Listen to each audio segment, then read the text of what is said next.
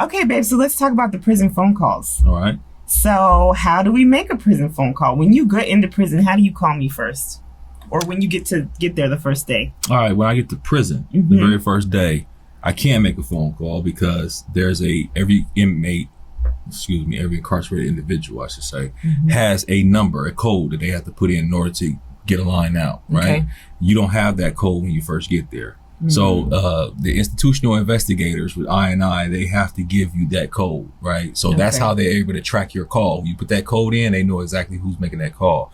You don't get that for the first day or two that you get there. So you might get to prison and then not be able to talk to your family for a day or two unless you know somebody there and they let you use their phone, their PIN number. Their PIN number, and then you use theirs. Let them know, like, yeah, I'm here, I'm good. You know, I've arrived. I got what I need, or this is what I need. And so I can talk to you again. And, but yeah, so then after the first couple of days, you get your PIN number. And if the person that's supporting you is gracious enough to put some money on your phone account, then you can call out. Okay. So that's where I pop in, and that's where you can put money on the phone for your person to call. So there's a couple ways, at least back in the day. I don't know if this is still it because I just keep money on my phone so our guys can call us. But there used to be two ways to do it. There was a way that you put money on your specific phone, and then anybody who calls your phone would be paid because that number has the money prepaid attached to it. Or you could put the money on that person's PIN, and then that means he can call whoever he wants to. I think we did that way for the most part because it was cheaper, wasn't it? Or yeah, you always put the money on my account. I did. I put the money on his account because it was cheaper. At one point, it was a cheaper process. I know a lot of ladies that was a topic of conversation when they first made that an option. Was if you're putting on your phone or on the guy's PIN. Oh, there's a trust factor. Yeah, it was always a trust factor. And I meant, like, when I first heard the conversation, I always had put the money just on his PIN. So I never really thought about it until, of course, you're in the visit line. That's where you hear a lot of the conversation. Whether you're in the conversation or not, these women be out there just talking. That's what you told me. And you hear all kind of stuff. And there was a lot of conversations about, like, I'm never putting money on his phone. He only calling me. He ain't calling nobody else. My God. And I guess that could have been an issue if I felt like you were calling a lot of people on my dime. Yeah. But you didn't really call nobody. Nah, so I mean, I got my money. He called my money on me, and I'd be sometimes like, "Don't you want to call?" Yeah, I'd be like, "No, I'm cool." Don't you want to call your friend? Yeah, that wasn't my thing. You know, I don't really like talking on the phone anyway. Thing. He called me, so I didn't never have to be like counting my money to make sure how many calls I was getting. But a lot of women would do that, where they'd be like, "I put enough for 20 calls on there, and I only got 15. So who them other 5 calls go to?" Like, it was a whole thing. So yeah. What at the time when he was in, it was Global Tel-Link. Now they've changed it to Securus across the board. And Global Tel-Link, Securus, and JPay, somehow they're all connected together, but they're separate. And they run different, but yet they kind of run the same. They run together. It's weird. So I would do it on Global Tel-Link, but now it's Securus. Basically, you can either call a number or go online. It's, to me, just faster to go online. You go to the website and you'll set up an account basically where you have to put your basic information in, your credit card number, and then who it is that you want to put money on. If it's your phone number, you'll register that. But then if it's a guy's account, you'll put the money on their account. Now, sometimes I'll put money on some of the guys' accounts. Still now. Even when he was in, if there was someone we were helping out and they needed some phone calls, I would just put it directly on their account so they can call whoever they want to call. And at the time, it was a little bit of a cost difference when you put it directly on his account versus if you put it on the phone. So that was the other reason we did it, because I was cheap and was like, let's take that 20 cents. I don't know if that's the case now. I'm not so sure how this new system works. Yeah, so now, like, because I put money on my boy's phone, but I do it through the Securus thing, and I guess it goes to their you to put their it account. on their PIN. Yeah. Now, when you used to put money on the phone,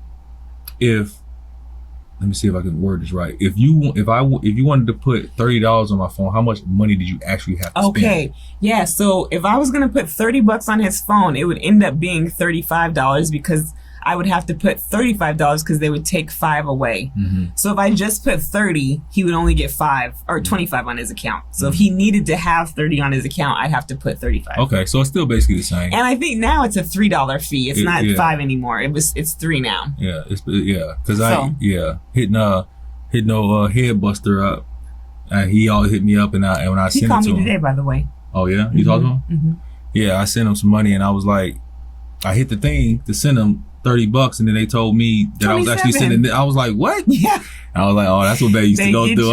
Yeah, they do. Because they don't tell you until you hit that last button. Like, this is what you actually send. And I was like, well, and then they even say now, because it'll be like, oh, you're sending $27, and you push OK, and it says, for $3 more, would you like to add $3 so they can make it even 30? Like, they advertise for you to pay more.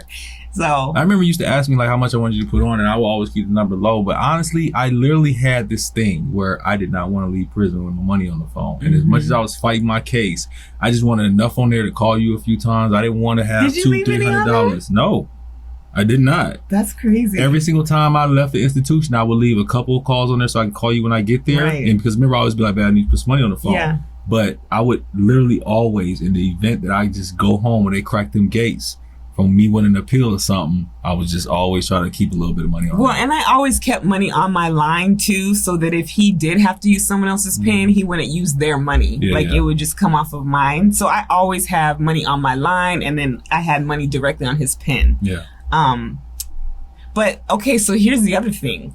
Over the years, the prices, thank God, have come way down. When he first went to prison and went to Walla Walla, which was across the mountains, it was 5 hours away. I didn't even see him for like the first year and a half he was in prison because the passes were always closed and snowy or whatever. Yeah. But back then, those phone calls for 20 minutes, $18. They were $18.36. I will never forget that. And we was not calling once. But actually, so I was supposed to be only talking to him one time a week, right? Was it a week or a month? It was once a week. It was once a week, I think. My parents allowed me to talk to him once a week because I was only 17 or 18 at the time. I was still living at home when he first went in. And, who can talk to their man one time a week? And I'm a high school kid who liked to talk on the phone back then anyway.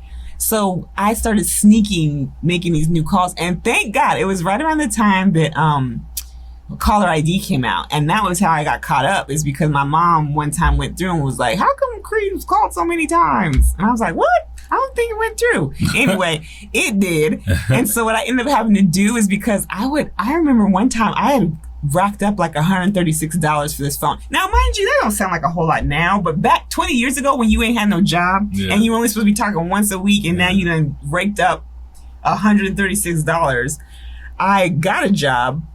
And I remember having to sneak my parents' phone bill. My parents didn't pay a phone bill for probably over a year and did never ask. They never said nothing. I guess they just thought it was a blessing. Yeah, they was like, I ain't gonna say nothing. You know how we do. Blessings falling from heaven. They just let it ride because I was sneaking those bills so that I could pay it before they would see that I talked to him so many times. Crazy. But do you remember when they went from like $18 down to $6.90? I do, and I thought that was going to be the biggest break we got. And that still was so much money, $20 or 20 minutes for almost $7. And then it went down to like $5.20, $5.35 or something like that. And then finally, it went down again a couple more times over the years. But then when we finally got home or was coming home, because here's how I started off. When you accepted that phone call, it didn't matter if you talked 1 second or 20 minutes. They charged you for the whole amount of the phone call. So when it was $18, there'd be a lot of times the phone would hang up. And we would pay $18 for a half a minute of a phone call. Yeah. Even when it got down to $6.90, the same thing kept happening. And so people, especially because it was cell phones, and they stopped saying, they would be like, oh, we can't guarantee your call on a cell phone. But it was the time when everybody was turning to cell phones. Nobody was having home phones anymore. Yeah. And your phones would get dropped all the time. So I'd pay so much of the money was just going to drop calls. That it was just frustrating and just not cool. So they finally brought it down to where you pay, I think, 20 cents for the first minute. No, it was $3 for the first minute and then 20 cents every minute after. Yeah. So one reason why that helped is because if anybody ever called me, if you called me from the penitentiary and I answered the phone, we was on that phone for 20 minutes. I don't care if you had 2 seconds of words to say to me. We had 20 minutes of talking to do because I just paid for this phone Either call. that or you be like, you need to call somebody out three-way. Or I would three-way, like, we ain't wasting this money because it was just too much. So when they got to the where you only pay the $3 for the first minute and then it was 20 cents a minute, it was like, okay, now that I've talked like 4 or 5 minutes, I'm okay with us hanging up the phone and not having to sit on the phone. Because especially when his friends would call, I don't always have 20 minutes worth of stuff to talk to them about. But also, I ain't wasting my money. The cool part about it is that came down from that 1836 because the incarcerated individual's family actually filed a lawsuit. It was a class action lawsuit because of those hang-ups, and they were still getting charged. They were scamming us major. Like, you was accusing us of making three-way calls, hanging up. Three-way call alert. Click. Phone just hang up. Ain't nobody on no three-way. It would just hang up the phone. The wind where he was at, if the weather was bad, it'd be really windy and breezy. You remember that? And the wind would blow and hang up the phones. Yep. It would be, that's happened at a few different institutions. If the dude next to me was talking loud, it would sound like there was somebody else on the phone. And they'd be like, three-way alert. Click. So I remember though, a lot of y'all don't remember this, but there was a thing called landlines. And they had, some people didn't have long distance calls on their landline, so it was called a block. So if I called you and you didn't have long distance on your phone, then it would let me know there's a block on the phone, right? When that weather went bad and them blocks come down. That was our saving grace. Yeah, them blocks come down. And I was at Walla Walla, so during the fall and the winter time when the weather was bad, and I don't care. I'm talking about wind going sideways, snow sideways and everything. I'll be out there by myself. Trying to get through to you. Because I was in college at the time. So I was over at Wazoo. I had a cell phone, but it wasn't, you had to wait till 9 o'clock to get your minutes. You remember that? Like Sprint, I think, started at 7 and everybody else was at 9. So I couldn't just be on the phone talking crazy all day. So I was at college. So my room phone was not accepting collect calls, so he couldn't call me at all. We never talked really at school unless the blocks were down and I happened to be in my room. And I remember that one time. Do you remember that one time I don't even know, I was supposed to be out and I stayed home and I was kind of feeling bad. It was kind of like after my mom had passed and it was kind of early on in there and I was just in this low moment.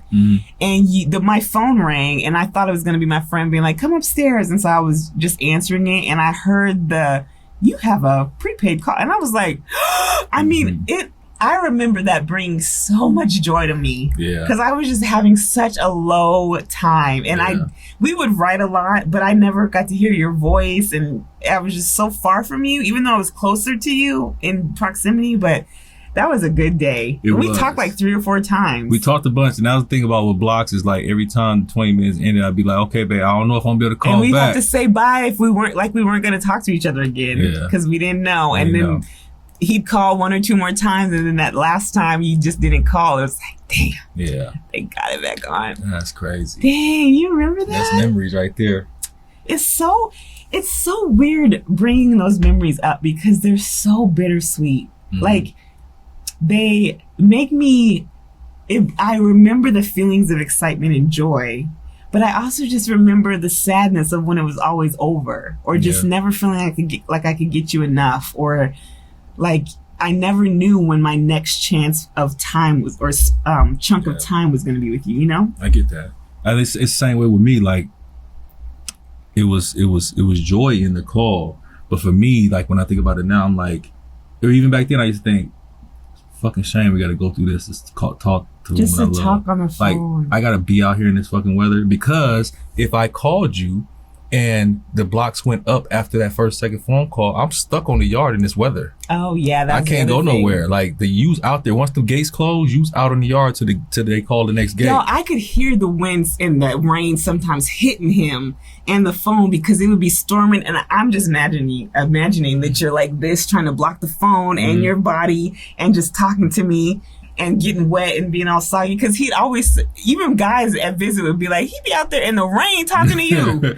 Yeah, so I mean, because we used to go to chow, we used to go to dinner, and that's when we would see the weather. And I'd be like, ooh, I'm going to yard tonight to call. So I go back to the room and I put on a full sweatsuit and then a full khaki suit over that, and then my coat and my beanie, put my collar up and just go. And you have to do the damn thing. And so I'll be out there. And a lot of times, you remember them blocks used to go up a lot of times after the first phone call. Yeah. I'll just be out there. I know. That shit was crazy. That's just crazy. But hey, we got through it. We did. It was somehow, some way, it made us stronger. And it really made us appreciate the phone calls once we got them. Yeah. You know, we could talk. Because there was a lot of years we didn't have it. We couldn't talk all the time, you know? So, yeah, that was great. That was crazy. So we've been asked about what happens after you lose an appeal. Because you appealed several times. You remember how many? I lost at least 10, but I can't really remember the number. It's between like maybe 10 and 14. So you said you lost 10 or 14, but how many did you win? None. Okay, so all of the ones. Every single appeal that I did when I was incarcerated, I lost. But the whole time. You lost like that one that we knew you didn't lose.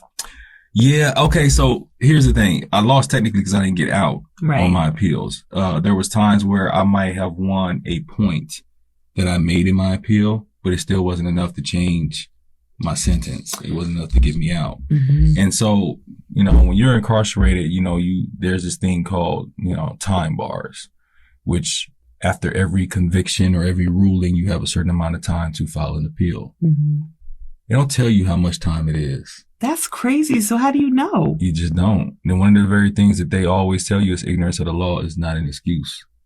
You have to go figure it out. You have to go to the law library and figure out for every state, for every court, it could be anything from 15 days to 45 days to 60 days, and how much time you have to file an appeal. That's one challenge and hurdle you got to get over. Mind you, you're having to do that in prison. And yes, they don't have anything to do all day, supposedly, but it's not like they just have access to these books or the law library or these laws that they have to use in these appeals.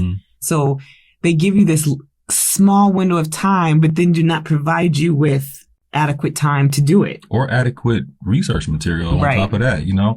And so, you got guys in there fighting the same type of case, and there's only one book for that. And this is the only time you can go to the law library this day, and this guy's got the book. It's everything. It's crazy. But, so initially upon getting convicted, you know, of course I appeal it's called a direct appeal. It's the very first appeal that you do. Nobody ever wins that one, you know, especially for a case like mine. So, which is, you know, robbery and attempted murder. And so, nobody ever wins that on the first one. So that's kind of the expectation, but you still have to go through the processes, right? So fast forward to years and years later, I didn't appealed everything. And the thing is, I told you guys before, I was incarcerated for a crime I didn't commit. So it's very hard to appeal the crime when you wasn't there. So the only thing you can appeal is the prosecution or the state's mistakes that they made during your trial. That's where I was there for that. So trying to do that, I made a lot of good points that attorneys and points that legal beagles, those are people who've been in prison doing, and they can get everybody else out but themselves. They'd be like, yeah, this is a very, very good appeal, you know? And, I fought, and I would win points on the appeal. Like, yeah, this is a good point you made. There were so many times on the appeal, I was told that, yes, you are correct. However, you're time barred. It's been too many years since this has happened. So this is not an issue anymore. Even though they say it's unconstitutional, but apparently it's only unconstitutional if it's in this amount of time. Other times, I won points, but the court wasn't willing to grant release or reduction in sentence because they want the next court to do it. Because you gotta understand that the prosecution can also appeal when you win. And so they feel like when you win, the prosecution is going to appeal, and then the next court, whether it be the district court, the Supreme Court, you know, whatever type of court you're going through, is going to overturn it anyway. So they select not to do it because a lot of judges don't want cases getting overturned to be on their record. So that was also a thing that you have to deal with. And a lot of people, families don't see that. You don't see that from prison. But these politics is happening every single day with incarcerated individuals trying to get out.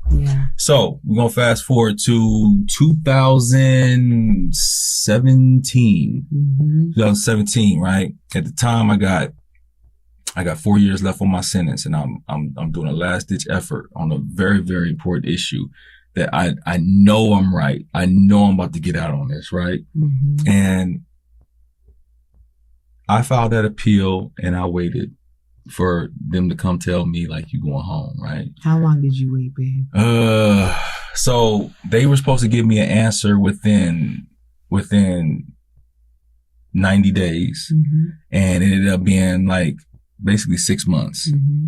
6 months goes by, and I'm just wondering, like, what the hell is going on? What is going on? But we're wondering, but we're all still so hopeful because we know we're so right. Yeah. So it's like any day. We're praying for it. We're manifesting it. It's like any day. Mind you, people are getting out on this. That's why we're so confident, because people are getting out on the same issue, and the same issue I had. So we're waiting. It's supposed to be 90 days. Here it is, like 5 months, and then that's when we start talking like, we got to figure something out. And it ended up taking us another month to even try to know who to contact or what to do. And then fast forward to the day that we found out that I lost that appeal. Man. You take it from there, because you found out. Did I find? Oh, yeah. Yeah, you called her. Because I got this, like, something, we've been trying to, go through the channels or whatever. And I woke up and literally something said, call this number. And so I called the number, and the person answered the phone. And I asked her, can you look up this case? We've been waiting for a decision. And she looked up the case, and she's like, oh, yeah, it looks like it's already been decided. And my heart is gleeful, because I'm like, here we are. Did she say it like that? Because she sounded like she's in our favor. She was like, oh, yeah, no, it's been decided. Mm-hmm. Like, it was so nonchalant. So I'm like, oh, really? What'd they say? And she's like, ma'am, they already declined that, or whatever the word is. Mm-hmm. And I was like, when? And it was literally like 30 days after you had submitted it. Mm. So the devastation was already, like, the fact that we found out it was a no, but the fact that we found out it was a no months ago, and we were hoping and praying and wishing and all of these things for months for something that was not even a possibility. And these motherfuckers didn't even have the audacity to write this man and tell him that he's denied. They never sent in the denial paperwork. They never sent me anything via legal mail. Well, and the thing is, she was like, yeah, no, we sent out a letter. And I was like, well, he never got a letter. You would think with something legal mail like that you would have to sign, or somebody would have to sign that they don't care that they don't care that you're waiting. They don't care that you worked hard. They don't care that you have family members working on it. There's just this lack of respect of humanity that you don't deserve to be given an answer. Yeah, they send it. There should be some type of documentation or confirmation that this person received their mail, because when you get legal mail, you got to sign for it. So why not get that confirmation back to the court so that they can close it? You do it with anything else. Right. They didn't do it in this case. And so I'm sitting here for 6 months waiting for an answer that's already given 30 days after I filed the appeal. So I call her. I have to deliver the news. She had to deliver the news to me. And I was devastated. And I knew he was going to be devastated. I spent all my time in prison not letting anything, whether outside stuff with family and fucked up friends, or just the prison situation period, or the fact that I was innocent, I made sure that none of that shit broke me. But when you told me that, something inside me broke. Mm-hmm. Something inside me broke that day, because it doesn't matter that I only have 4 years left and I've been doing all this time anyway. And everybody be like, I only got a little bit of time left. But here's the thing, y'all. There was something in me that felt like I had to get out before my sentence was up, because I was innocent. Mm-hmm. And when that didn't happen, I felt like a total failure. Mm-hmm. I felt like I failed you. I felt like I was never going to be able to be proven innocent. You know? Yeah. If I finish this sentence, then nobody's ever going to believe I'm innocent. Mm-hmm. That's how I felt. So that was my last ditch effort. So when that happened, and then I realized that I've been going 5 months hoping for something that's already been decided. Something inside me definitely broke. I was forever changed after that happened. I can't even tell you how. I never felt the same. I think we both broke a little bit. Well, I know I broke. I was devastated. Mm-hmm. And it was just another one of the times that I was going through something that was so life altering and devastating, and I was all by myself. Like, again, I didn't have no family, no friends. I mean, because, yeah, you can go and talk to people, but they don't know, they don't really understand what this really means. And then they're going to ask you questions that are going to feel stupid because you're so hurt. And you know that they just don't know, so they're asking. But, like, I don't have the space for that. I don't have the space to be educating you on why this is unfair. I don't have the room for you to tell me what I need to do or what you like. If everybody has all these things, it's just not what you need at the time. And when you don't have anybody that's going through it with you, for me, I didn't have anybody. I was by myself, especially in that time. I wasn't really even dealing with my family that much in that year or those years. So it was a very lonely time. And that was probably one of the lowest moments I had during your whole incarceration and probably during my life. I believe it. Like that hurt. I think there was a time when we was on the phone and we wasn't even talking. Yeah. We couldn't. We were too broken. Yeah, we were just fucked up. It also was like, of all the times in prison, that was probably, well, it was the one time that I ever thought, oh, he's going to do all this time. That was like the first time I thought that. I think that was the first time I thought that too. Because that was it. Like, that was the one. And we were only 4 years to the end. And when you're after you've done, 20 years, people might be like, well, that's just 4. You're almost at the end. But when you're doing 4 more years of something you should have never been doing in the first place, it almost hurts more. It's like, it's that, I don't know. Well, then not only that, but also it's 4 more years and there's no chance of appeal because this was the last ditch effort. The last ditch effort. This was it. And so, I distinctly remember because, usually when you go to the phone, when incarcerated cat goes to the phone, there's a phone here and right next to him, there's a phone here, there's a phone here. But this particular institution I was at, there was phone booths. And I was thankful that I had a booth. Because it's in the day room and I'm just in a little space by myself where there's a block there and I can turn to the corner and just not let anybody see what my reaction is because I couldn't get off the phone with you. You know what I'm saying? I'm supporting you and you're supporting me in this, but at the same time, I didn't have no words and I almost I felt something shift in me in that moment. You know what I'm saying? I was really scared of that. That was the other part of my fear was that you wouldn't keep doing time like you were doing. I thought that would be the thing that'd be like, make you be like, fuck it. I'm going back. I'm doing what I used to do. No, and then that wasn't a consideration, but for me, it was like, I didn't know how to do time without fighting. So now I got 4 years and I can't fight no more. I just got to do it. And part of the thing that kept me sane, part of the thing that kept me grounded was I was fighting the whole time. And a lot of people didn't see that. They only, when you're in there, you only see a guy doing time. You don't really see, what his motivation is. The thing that's getting him up in the morning, 10 toes on the ground every single morning. It's like, I got to fight today. Gosh, this is bringing stuff back up for me. I bet it is. What's crazy is that, I can't, anybody that's not been in that situation can never really understand it. But like to this day, I can't even watch one of my favorite movies, The Hurricane. Right? Because The Hurricane is a movie that that Denzel Washington plays in, and I'm not, this is not about no movie and it's not about Denzel. I don't think I'm in the movie. What I'm saying is that movie closely encompasses what it's like to go through an appeal process and get shot down, and you watch him get shot down and you break with him watching that movie. You know what I'm saying? That's what it felt like. If you ever want to even kind of get a glimpse of what it's like, because he did that real well. He did that movie real well, and that was based on a true story on Reuben Hurricane Carter. Respect, shout out to him. But yeah, that was an experience that I'll never forget. I don't ever want anything to happen to me to make me feel like that again. Yeah, me neither. I felt like I let you down. I let myself down. I felt weak. I felt like a loser. All the things I know I'm not. And Del was talking to me too. He was hollering at your boy, but we got through it. We did it. I think cause we've talked about it, but I don't know us talking about it right now is like taking me back to that time.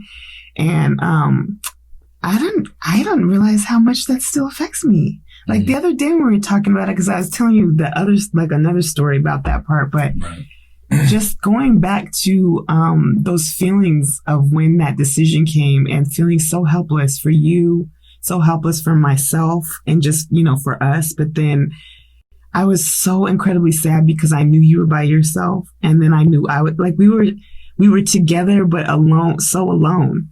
We fought all of our life's biggest battles without each other. Yeah. But at the same time, we were there. We were the only ones there for each other. That makes sense. I know. I do. And I also remember, in connection with losing that appeal, the very first time you came to see me after we had that conversation. And I remember walking in the visiting room, and it was such a long walk to you. You know how you stand there all the time, but you wait till I get to you, extend your arm. You had your arms like this the whole time as I'm walking towards you, because you was like, just come here. And I was the same way. I'm walking towards you like, come here. Like, I'm sorry, I lost that. And we had a whole whopping 4 seconds to commemorate that moment. Yeah. That's crazy. All right, babe. So if someone wants to go to visit, how do I go to visit? How do I visit you? Well, the very first thing is, me as an incarcerated cat, got to go to my counselor and get a visitor form from the counselor. You know what? I think that now you can, at least in Washington, I believe you can get those forms online. I don't think you have to get them from that person incarcerated anymore. But when we did it, I had to get the form from him, and he would send it to me. I would send it to you. You would sign it, send it back into them, and then they would inform me when you were approved. And I tell you, like, all right, you approved, and you come up on the next day. And back in the day, though, it took a while for people to get approved. Yeah, it used to take at least a month. Yeah. At least. But now they're pretty good at getting it done within a month. I think when the person list that I got on, once I got off yours, I was on his list within like 30 days. No, that's what's up. And they know it's a lot more electronic. I think back in the day, you had to send in like birth certificates if you were a family member. You had to do like all of these things to prove it. So I think you can do it more electronically now. That's what's up. Yeah. Everything's easier now that I'm home. Of course. Everything. So now you will go online, typically fill out the visitation paperwork, send that in. If you aren't a felon, or if you aren't on current DOC, like if you're not on probation or on whatever, parole, probation, or any type of community placement, then you most likely can get on their list, as long as you have not been incarcerated for 2 years. I think you have to be off of DOC for 2 years. Yeah. And so right now, that's where he's in limbo. So he's been off of DOC since May. So we've got a while before he can get on anybody's list. Yeah. And you only can be on one person's list at a time. So while that seems like plenty, sometimes if you have family members that have, two sons, a mom has 2 of her sons, which is always tragic. We've seen that a few times where both of her sons are incarcerated. You can get an exception and get to be on 2 people's lists if you can prove this your family. And that's the only exception, is if they're family. Now immediate family. Now say I'm on Babe's list, but I want to get on my dad who's incarcerated. He's not, but if I did, I'd have to pick one or the other. Because actually, before we weren't married, I'd have to pick one or the other. But now that we're married, I could probably be on both of their lists, because they're both my family members. That's true. But when he was just my man and I was going to see him and I was on his list, and then if my dad was on the list, I'd have had to pick who I was going to see. Yeah. And you wouldn't believe... You would have picked right.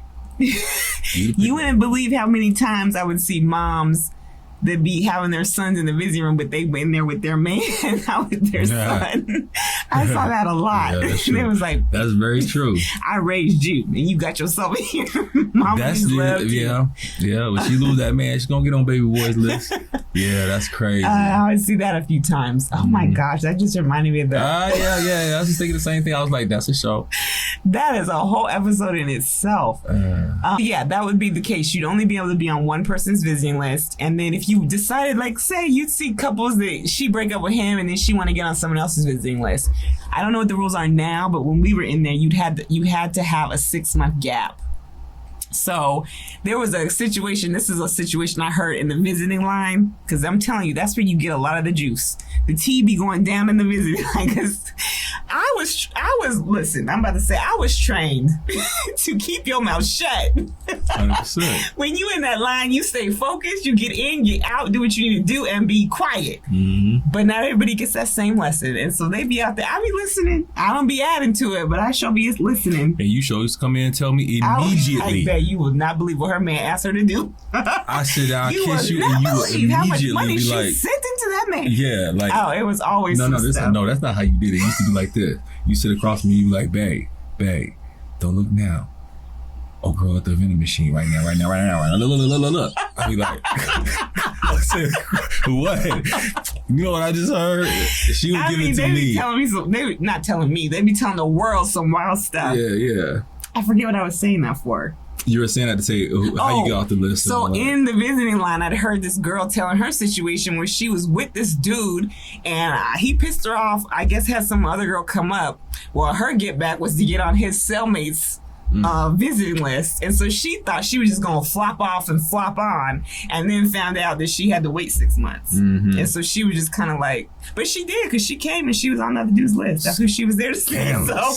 Scandalous. So there you go. Yeah, that's how you do it. So once you get approved and you get on that visiting list, that's when you get to decide when you get to go visit. And a lot of times the guys have to tell you that, because they'll have on the website sometimes like what the schedules are, but you got to figure out what unit he's in, because the schedules and the visiting days and the hours and all those kind of things rotate, or they have them for this group and not this group. And didn't a lot of times those schedules be outdated though? And they'd be outdated. Yeah. That's the one thing about DOC that I just don't understand.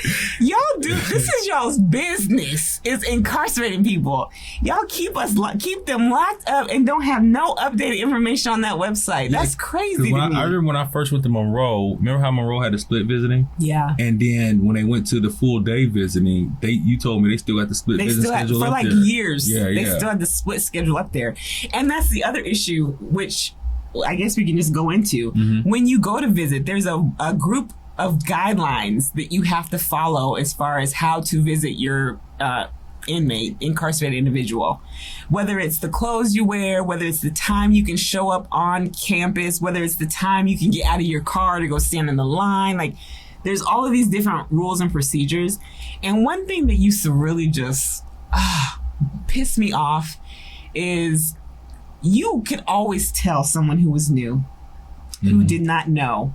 They always had this real meekness, this like, you could tell they were a little scared. There was a nervousness. There was just this like this, like, I don't know what I'm supposed to do. And there's always the ladies who kind of been doing it for a minute, and I kind of let them jump in, because there was those ones that always were just ready to be like the host of the prison visiting room. Like, they knew all the details. Yeah. So if they jump in, I'm gonna just let them do it. But then you'd see those ladies that are just kind of more like me, just want to kind of not be in the mix, don't want everybody knowing their business, don't want everybody knowing they're a new person. They're trying, they've read the website, they're doing enough, but you can still tell, like, let me go help her because she don't know what she's doing. And I would just kind of go and be like, just watch what I'm doing, and then have them watch me. Because the one thing I hated about DOC, and if I ever got a chance to tell them about themselves, is y'all should be customer service based. It does not matter that they don't like you for being in prison. Their job is to check me in to come see you. And that is a customer service job. True. And in customer service, you greet people with a smile. You might say, how are you doing? And then you provide them with the information they need to be successful in your business or your restaurant or your environment. And what these guards would do is almost take pleasure in you being uncomfortable, not knowing what to do, having to come ask them, because there's a level of, sometimes a level of humiliation I think a lot of people have, that they're having to come to this prison. And those guards, because they're small people in their regular lives, they take that opportunity to try to make that person feel small. And I hated that, because all that grandma is trying to do is to come see her grandbaby. And you are making this very difficult for her with this attitude. So a lot of times the attitude would come because people would come in and they would be dressed and they might have They're not dressed appropriately. But you would think that you would only have an attitude because you provided them with the appropriate information so that they could dress and be successful in that. But when you go to the website and everything's outdated, I'm now visiting in 2023 and your website was last updated in 2012. And then you're mad because I have 5 pockets and pants that now only come in 5 pockets. I'm gonna need you to be a little bit less rude, especially to this grandma over here. Yeah. And that just never was the case. They were just always so nasty. You were. And now one, I think her name is Johnson. She was at Stafford Creek, and I'm gonna call her out because Hamilton. It was Hamilton. She was there our whole time, like, because we've been back and forth.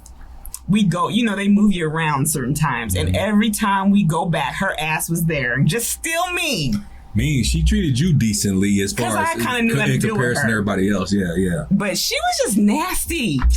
On the flip side, to what they used to do to us, because they hated that we had visiting. Like, they hated real people were coming to see us. The thing they used to do to us is we go in there and we get dressed and we put on our smell good and all that, and we creased up, looking right. But what happens before an incarcerated individual goes into a visitor room? You got to get patted down. And if you look too good, they take your collar, turn it up, act like they patting it. They'll take your pants and undo them from behind your shoe. You got your pants sitting on your shoe just right. Here's why that's really effed up. Because if y'all know how he had to iron his clothes. Yeah. Especially in certain institutions that did not have irons. Yeah. And there was no ironing board. You had to fold and lay and crease and wet and put it under a mattress or put it under a book or whatever. Wet it just enough so it didn't smell like mildew, but wet it so that it creased. And starched it, kind of stayed in that. Like, there was a lot that would go into that. And then for this guy to now be like, oh, I don't look this good today, or I'm mad that you look this good. Yeah. So when I come in, it's like a sally port. It's like a sally port. Sally port is when you got 2 doors and one can't open unless the other one was closed. So I come in this door, and in order for this door to open, this one has to be closed. So while this one is closed, they will pat me down in this little area before they open up this other door. So right after he pat me down and he lifts my pants leg up, and now it's sitting inside my sock and my collar's up like this and my shirt half out, then they open the door and I'm standing there trying to fix it before you see me. And they know that. They know it. They know that. I'm trying to fix it before you see me and I'm not prepared. I'm all flustered. Then I don't give you the greeting that you want and then I'm a little mad the first 10 minutes. You know how you I used to go. But it was all a byproduct of them hating on just a Saturday with my lady. Which all of that could totally just ruin a visit and then ruin someone coming back to your visit. Because along with them, doing his little pat search, a lot of times when we go to visit, they're out there. Sometimes in some institutions, they're waiting for us when we come in. But most times we go sit at the table and we're waiting for them to come out. So it's normally, when you've been going for a while, it's going to take about 10 minutes. That's enough time to go get your snacks for the table. You might start heating something up, but you get your little table set up and then your man walks out. Except for the days that you're sitting there. Okay, it's been 20 minutes. Sometimes that happens. Okay, it's been 30 minutes. Okay, it's been 40 minutes. Let me walk up here and see what's going on.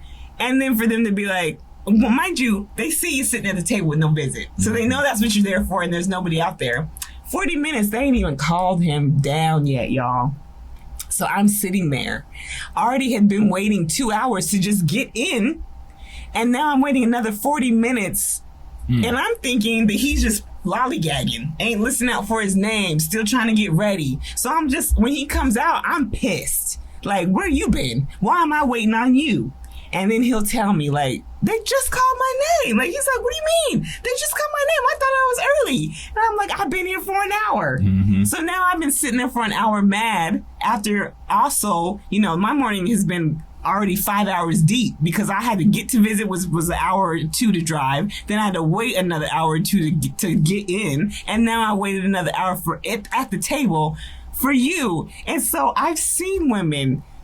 It's a lot sometimes, and it could be just enough to be like, I'm not dealing with this shit. Yeah, because 9 times out of 10, now he knows he hasn't done nothing wrong, so that starts a fight. Because he has an attitude that you have an attitude. Yeah, like, what the hell are you talking about? Like, and especially guys that go to visit on the regular like we did, like, I'm showered, ready, sitting on my bed, chilling, no headphones on, listening out for my name. And I'm watching cats who I know I know his girl was at the club last night all the way till this morning, and he's passing my cell going to visit. I'm like, I know my baby here, but now you locked in the cell. You can't tell nobody. Like, man, can you call and check for me? You know what I'm saying? So you just got to wait it out. And then they finally say your name, and you walk out that cell pissed. Yeah. Because you don't know if it was them or you showed up late. So you come in with kind of like, you on the fence, kind of like, and then you'll get the attitude like, what? Well, I've been waiting so long. So now that causes conflict between both parties. He was so spoiled that he would get an attitude when his name was not the third name called. If it was more than the third name being called. Nah, not the third, but I said the fifth, which doesn't make it right. Out of 50 people, if he wasn't the third person's name, then he have a nerve to try to have an attitude. I'd be like, if you don't cut that out, I did, because you could have nobody call your name today. Yeah, no, your ass was up there. You was the third. You was not the third. Was I? Yeah, you was up there all the time. When you started making the thing, I was intentionally not the third because I was having to get up extra, and then you weren't even appreciating it. So I was just getting there. I did that. I just got there when I got there. I did. No, you didn't. You was stop that. You did not. But at the same time, that is also a byproduct of being spoiled. You're right. There was spoiling. There was not appreciating the situation. Just the fact that you got to visit today, because visit be typically between 6 and 8 hours, right? Yeah. And it doesn't matter if she comes for 4. And at the time, this is at the beginning of my sentence. At the time, I didn't understand that. Like, if she comes for a couple hours, that's great. And to be upset that you're not one of the first, you know. But I mean, in my defense. What is your defense? In my defense, what I really wanted is to have just all the time with you, because I never ever saw you, especially doing all that time in Walla Walla and hardly ever seeing you. I can only see you like during the summer and spring, and like the end of spring towards the summer. So I kind of had that like, ooh, she's close, and we can see each other all the time. Here's where it would bite you in the butt. Remember when they started doing that first in, first out? Oh yeah. So he always wanted me to be early, to be the number 1, number 2, number 3 in the room. Yeah. And then visits started booming. Everybody started going to visit, and so the visiting room would get full. And what they started doing at first, they would just let you wait. And if someone didn't leave, you just wouldn't get a visit. So sometimes you could be waiting the length of the visit, and 6 hours, and never even get to go in. So what they started to do was to prevent that at around halfway point.